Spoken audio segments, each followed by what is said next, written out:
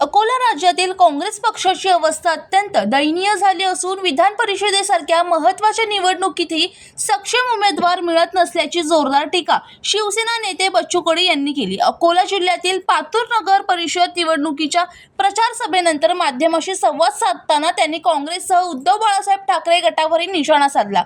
उमेदवार जाहीर झाल्यानंतरही माघार घेतली जात आहे। काँग्रेसची अशी परिस्थिती यापूर्वी कधीच पाहायला मिळाली नव्हती। देशात विरोधी पक्ष संपल्यासारखे चित्र निर्माण झाले असे कडू म्हणाले। उभाठा गटातील सुरू असलेल्या गळतीवर भाष्य करताना त्यांनी माध्यमावरील मिश्किल टिप्पणी केली। संजय राऊत इतके बोलतात की महाराष्ट्रात त्यांच्यासारखा दुसरा माणूस सापडणार नाही आणि माध्यमही त्यांनाच दिवसभर दाखवत असतात असा टोला त्यांनी लगावला। याशिवाय एकनाथ शिंदे त्यांच्या नेतृत्वाने प्रभावित होऊन विविध पक्षातील कार्यकर्ते शिंदे सेनेत प्रवेश करत असल्याचा दावाही बच्चू कडू यांनी केला। दीपक गवई, जनशक्ती, अकोला।